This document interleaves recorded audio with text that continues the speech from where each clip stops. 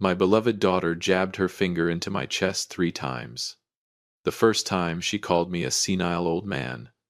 The second time she called me a parasite. And the third time, right in the middle of a dazzling 4th of July party in front of 50 guests, she roared that I was an obstacle to her career. Her husband Marcus stood right behind her. He held up the latest iPhone to record everything and laughed. That humiliation should have broken me. But it did not. I stood still. I looked deep into my daughter Sira's eyes. I counted every heartbeat of betrayal. She had no idea that the camera in her husband's hand, the expensive clothes she was wearing, and even the luxurious property beneath her feet all belonged to me. Welcome back to Dad's Real-Life Revenge. I'm Garrick. This is not the story of a heartbroken father. This is the story of a machine of consequences. Leave a number 1 in the comments and hit subscribe if you want to see this ungrateful daughter pay the price. The party music kept pounding in my ears. Smoke billowed from the BBQ grill. The people around us began whispering. They looked at me with pity. They looked at Sarah with uneasy eyes. My daughter, the child I once carried in my arms, was trembling with rage. The reason was simple. I refused to sign the renewal for funding her cryptocurrency project. A project that was an outright scam. But Sarah refused to understand. Arrogance had blinded her. She needed the money to maintain her glamorous image on social media. She needed the money to support the freeloading husband standing there with that smug grin. Marcus lowered his phone. He walked over, patted me on the shoulder, and said, "Old man, your time is over. Know your place and let the younger generation take the stage." I looked at his hand resting on my shoulder. I looked at the polished fingernails of a man who had never done a single day of manual labor in his life. I did not say a word. I turned and walked away. Laughter erupted behind me. Sarah shouted at the top of her lungs, "Get out of here. Stop embarrassing us." I walked down the road leading to the front gate. The summer night breeze cut through me with an icy chill. My patience had run out. 25 years of raising, loving, and protecting her. And this was what I got in return: 3 painful jabs to the chest. The pain did not come from the force of her hand. It came from the collapse of her moral character. I asked myself where I had gone wrong. I had given them too much. I had turned them into true parasites, clinging to my lifeblood until they drained me dry only to bite the very man who had nurtured them. Sarah thought she was clever. She thought she could manipulate me with anger. She had forgotten one basic fact. Everything she had, from the expensive SUV in the parking lot to the 4-bedroom house with a swimming pool, and even her reputation, had been built by me. They were nothing more than children playing inside a sandcastle, and I was the one who controlled the tide. I climbed into my pickup truck. I did not look back at the glittering party behind me. I started the engine. The roar of the motor echoed through the night. There would be no arguments. There would be no weak tears. I would show them what cause and effect truly looked like, set in motion by the very hands of the father they had just humiliated. My pickup truck rolled onto the highway. The clock read 11 o'clock at night. Streetlights swept across the windshield, casting brief flashes across my motionless face. I was not angry. I was calculating. My mind worked like a computer. I began stripping away the illusion my beloved daughter had built around herself. Sarah called herself the social media queen. On her profile with 500,000 followers, she was the symbol of success, luxury, and independence. She constantly posted photos by the pool, checked in at 5-star restaurants, and shared inspirational quotes about young people buying homes before the age of 30. Her followers admired her. They had no idea they were looking at one of the greatest deceptions of the modern age. The truth sat inside the tablet on the passenger seat beside me. Sarah's credit score was in terrible shape. She owed $50,000 in credit card debt. She owed money for designer clothes, luxury handbags, and Marcus's staged travel adventures. Her bank account was constantly in the red. So what was the reality behind all that wealth? It was nothing more than a pile of ruins hidden behind photo editing filters. Let's talk about the 4-bedroom house with the sparkling swimming pool she loved showing off. Sarah always claimed it was the reward for years of hard work. The truth was that the house was owned by an LLC, and I, Garrick, was the sole owner of that company. I had paid for the entire property in cash, so my daughter could have a safe place to call home. The luxury SUV Marcus drove was also financed by the monthly payments I made. Even the phone Sarah used to record the video humiliating me had its service bill automatically deducted from my bank account. She lived on my money. She breathed through my money. Yet she used the very things I had given her to bite the hand that fed her. That was the height of stupidity. Her arrogance had made her believe her own lies. She thought her father's support was simply an obligation. She believed the money in my bank account would keep flowing into hers forever. Sarah's world was nothing more than a sandcastle built on the beach. It was magnificent. It was towering. But it had no foundation. Its foundation was my compassion.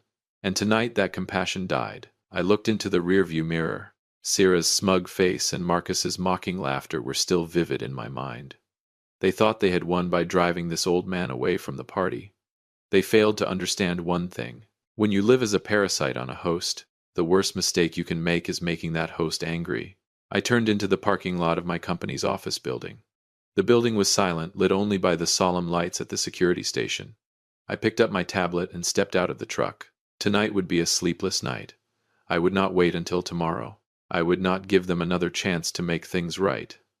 The machine of consequences had already begun turning its first gears. I stepped into the elevator and pressed the button for the top floor where my office was waiting. It was time to reclaim the sandcastle. Everything they had was about to vanish like soap bubbles. The elevator doors opened. The office floor was dark and silent. I walked past rows of empty desks. The sound of my footsteps echoed across the floor, lonely yet unwavering. I entered my private office and switched on the small desk lamp. Its soft golden light fell across neatly organized stacks of legal documents. The room was so quiet that I could hear the steady hum of the air conditioner. The silence was unsettling. It felt like the stillness before a violent storm. I sat down in my leather chair.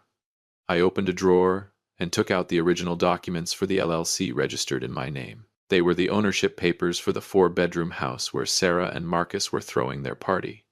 I turned the pages one by one. The rustling of paper filled the darkness. It sounded like a death sentence for their arrogance. Every line of text and every official seal confirmed one undeniable truth.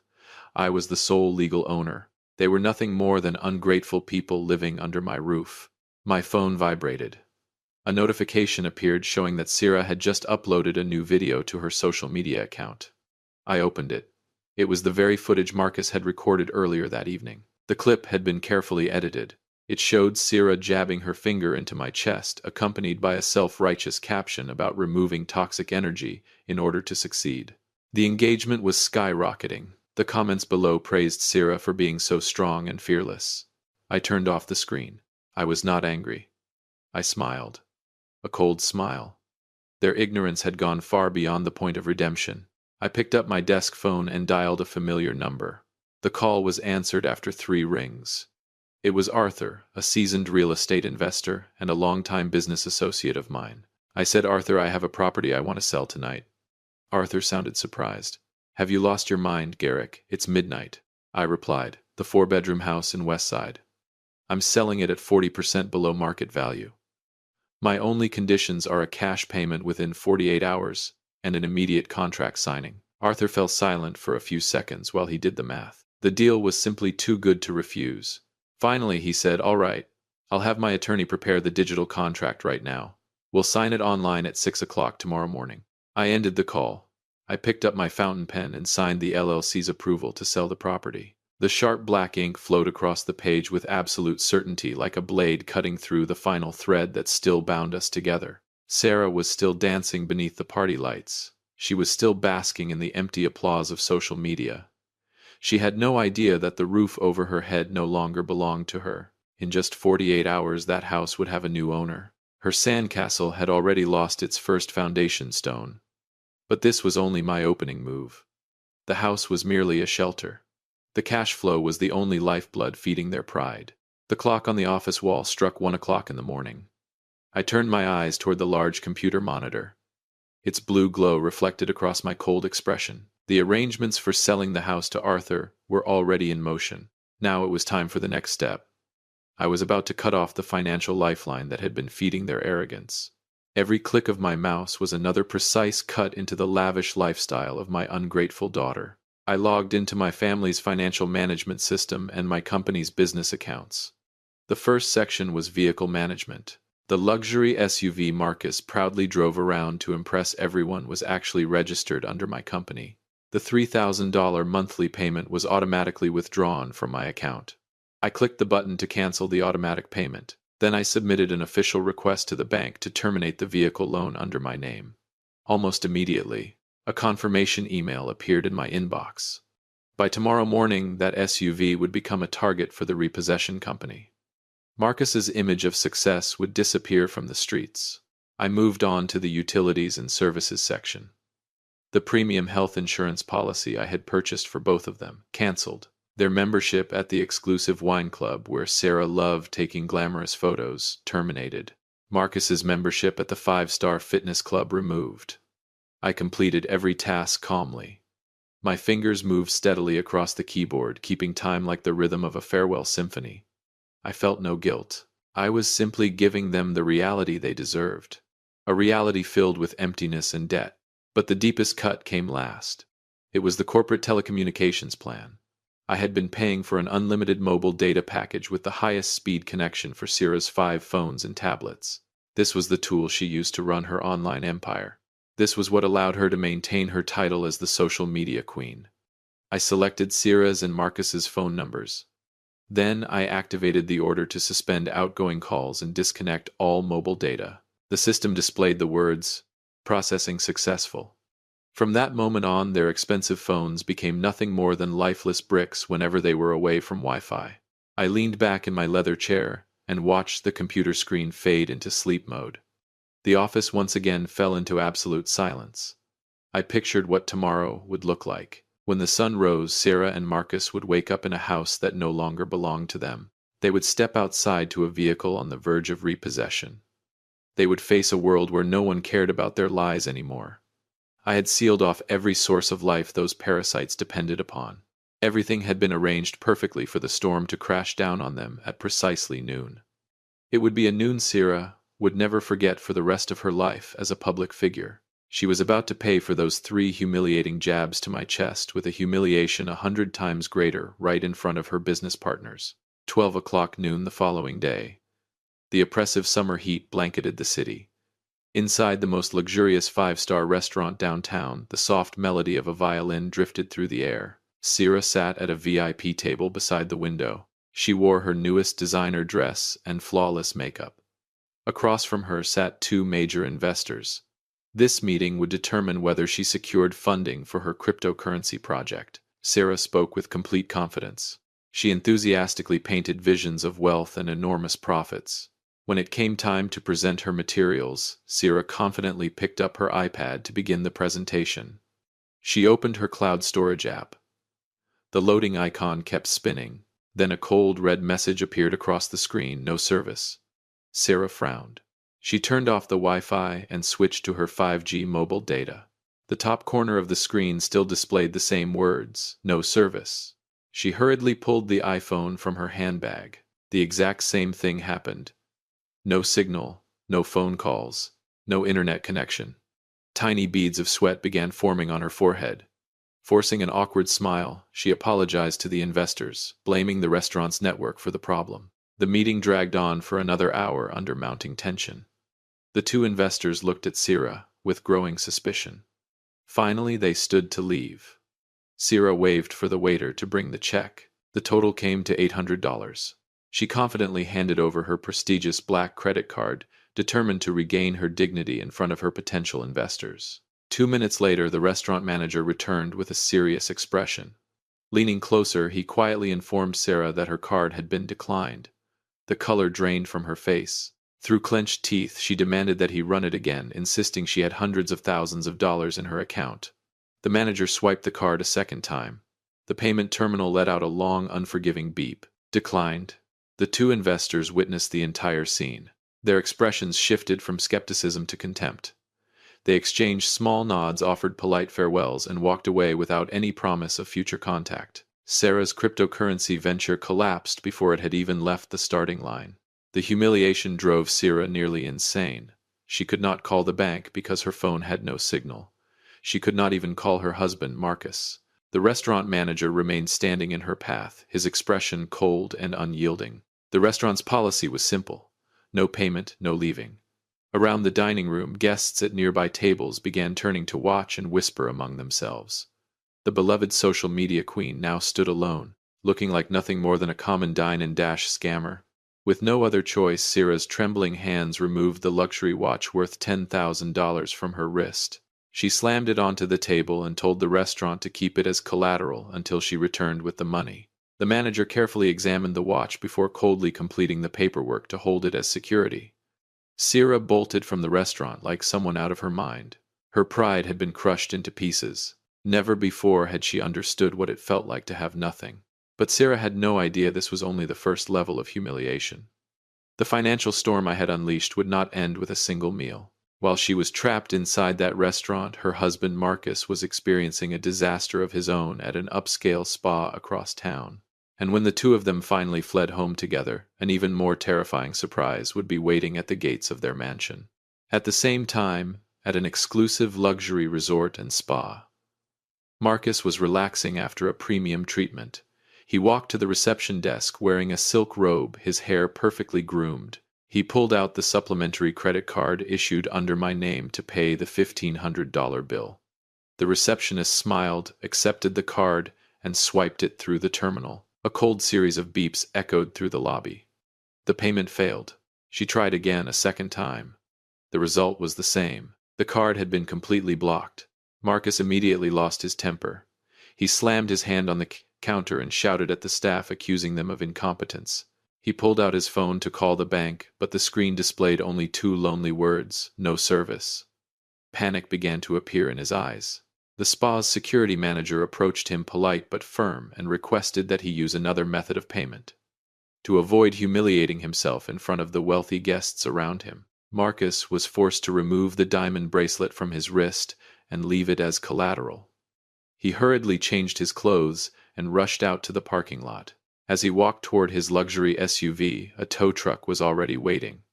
Two burly men were chaining the wheels of his vehicle. Marcus shouted, "What are you doing? That's my car." The luxury SUV Marcus drove was actually the property of my company. All I had to do was send the GPS location and an internal asset recovery order to my company's security team. Exactly 2 hours later, the SUV was hauled away to the storage yard. Marcus stood frozen in the parking lot, watching the vehicle disappear in complete helplessness. He was forced to hail a cheap taxi and leave. 2 hours later, Sierra and Marcus met in front of the gate of the four-bedroom house. Both of them looked disheveled, panicked, and furious. But the real nightmare was only beginning. The massive iron gate had been locked shut with a heavy steel chain. A large fluorescent notice was attached to it. This property has changed ownership. It has been legally sold to a third party. Two private security guards stood firmly behind the gate.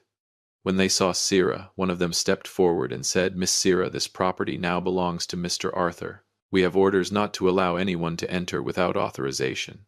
Sarah screamed like a wounded animal. "This is my house. You have no right." The guard did not budge. He glanced at his watch before calmly replying, "The new owner is allowing you exactly 15 minutes to collect your personal belongings. After that, everything remaining inside will be sealed." The countdown began.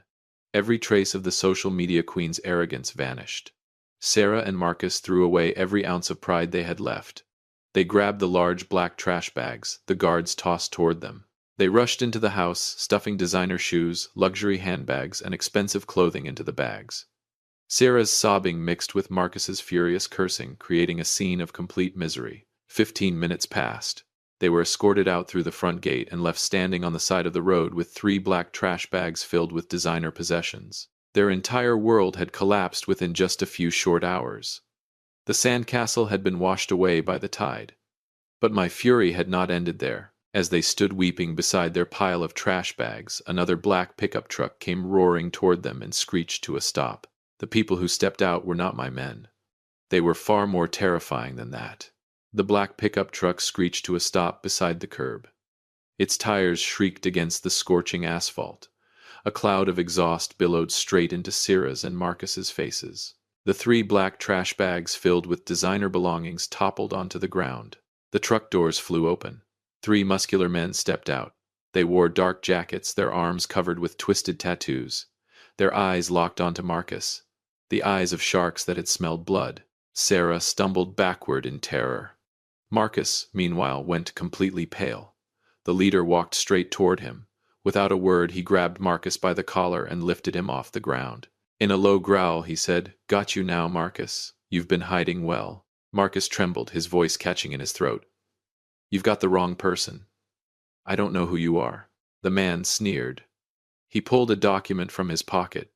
It was a high-interest loan agreement for $80,000 bearing Marcus's signature and fingerprint. "If you've made it this far, then this story must have caught your interest. Please do us a quick favor, like and subscribe. Leave a number 5 in the comments so I know you've watched this far, and include the name of your beloved city. Many people watch without doing it, but it costs you nothing and means a great deal to us." Standing beside them, Sarah stared in stunned disbelief. The horrifying truth was finally exposed. To maintain the image of a wealthy husband and buy Sarah luxurious gifts for social media, Marcus had secretly borrowed money from loan sharks. He had signed his own financial death warrant. Now that my financial support had vanished, the mask of the perfect son-in-law had completely fallen away. Sarah looked at her husband with a mixture of disgust and fear. The relationship they had built on money was beginning to crack. The debt collector threw Marcus violently onto the ground. Then he stomped on one of the black trash bags with his leather shoe, sending several expensive handbags spilling out. He said, $80,000. The deadline is today. If you don't have the money, I'll take those well-manicured hands of yours as payment. Marcus dropped to his knees, clutching the man's leg as he begged, "Please give me a few more days. My father-in-law is a millionaire. He's very wealthy." The leader spat onto the pavement and laughed loudly. "Your father-in-law just sold this house. He publicly cut ties with a freeloader like you. Don't play games with us." The men began searching Marcus and Sarah. They snatched their wallets and stripped the remaining gold rings from their fingers. Sarah cried hysterically, but no one dared come to help. The people nearby simply stood at a distance, pointing and whispering. After taking everything of value they could find, the debt collectors climbed back into the truck and sped away.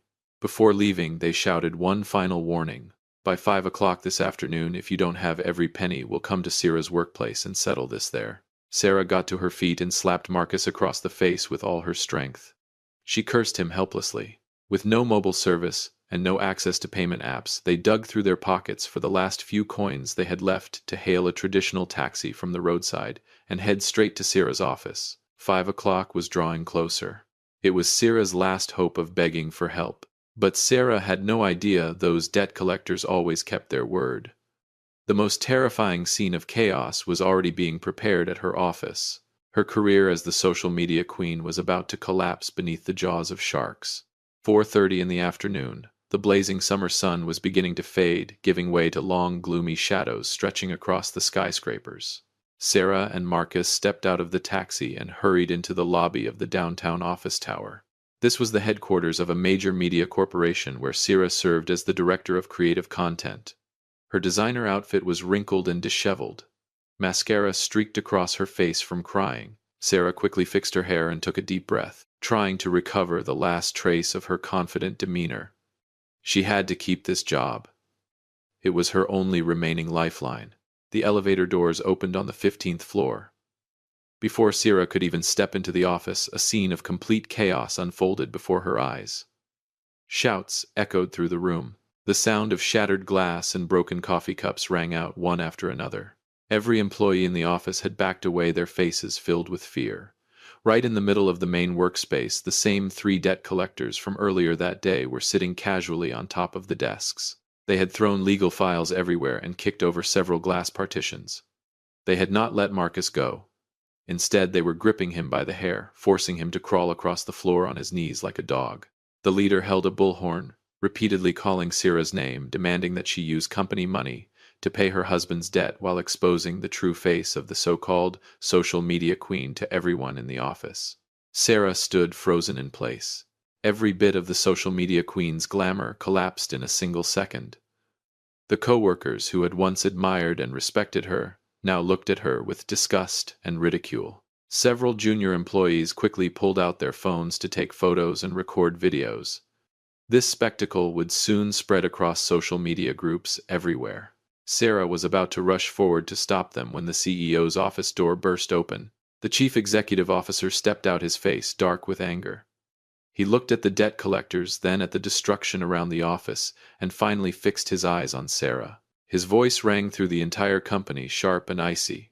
"Miss Sarah, our company is a respected corporation, not a black market where you can bring your debts and criminal associates to settle personal business. Your actions have seriously damaged the reputation of this company. Effective immediately, you are terminated. Collect your belongings and get out before I call the police." Sarah collapsed onto the floor. She had lost everything. In less than 24 hours, she had gone from a wealthy woman with a luxury home, expensive cars, and a successful career to someone stripped of everything. No home, no car, no money, no reputation. Seeing that Sarah had been fired, the debt collectors realized there was no money to be found there. They walked over to Marcus. Cracking their knuckles, they grabbed him by the hair and dragged him toward the emergency exit. Marcus's desperate screams gradually faded behind the heavy steel door. Sarah sat alone in the cold, silent office. Her mind spun with absolute despair. Her arrogance was gone, replaced by the desperation of someone with nowhere left to turn. In that moment of hopelessness, a reckless idea flashed through her mind. She knew her father owned a secluded cabin in the mountains. He always kept a large reserve of cash and gold in the safe there as an emergency fund for his business. She had to get that money to pay off her debts and rebuild her life. She refused to give up. That night, a dark figure slipped into the deserted forest, heading toward my cabin. In one hand she carried a crowbar. In the other she carried a steel bear trap for protection. Sarah had no idea that every step she took through the darkness was being recorded. The trap I had prepared for her at the cabin was no longer just a financial game. 11 o'clock that night. The forest surrounding my cabin was swallowed by thick darkness and deadly silence. The wind whistled through the pine trees like the whispers of restless spirits. Sarah stumbled along the rocky trail. Her designer dress was now torn and covered in mud. Her face bore the madness of someone driven into a corner. In her hand, she gripped a cold steel crowbar. Greed and resentment had transformed the daughter I once loved into a wild beast. She approached the cabin from the back door. Crack! The sound of the crowbar prying at the door echoed sharply through the silent night. The wooden hinges groaned before giving way. Sarah slipped inside. The air in the cabin was cold and filled with the scent of pine. She did not dare turn on the lights. Instead, she used the faint glow from the screen of her phone, which no longer had mobile service, to feel her way forward. Her eyes locked onto the painting hanging behind my desk. She knew the secret was there. Sarah yanked the painting off the wall, revealing a heavy steel safe built into the wall. Her heart pounded violently. She began turning the combination dial using what she vaguely remembered as my birthday. Click, click, click. The heavy safe door slowly swung open. Sarah's eyes gleamed with overwhelming greed. She believed she was about to be saved. She believed the hundreds of thousands of dollars in cash inside would allow her to rescue Marcus and rebuild her sandcastle. But no. The safe was completely empty. There was not a single stack of cash. Not a single gold bar. There was only one white sheet of paper placed neatly in the center. Trembling, Sarah picked it up and held it beneath the light of her phone. Written across it in sharp black ink were only 5 words: "I am watching you." A shiver ran through Sarah's body. An icy chill traveled down her spine. Directly above the safe, a tiny red light suddenly blinked on and off like the eye of a demon.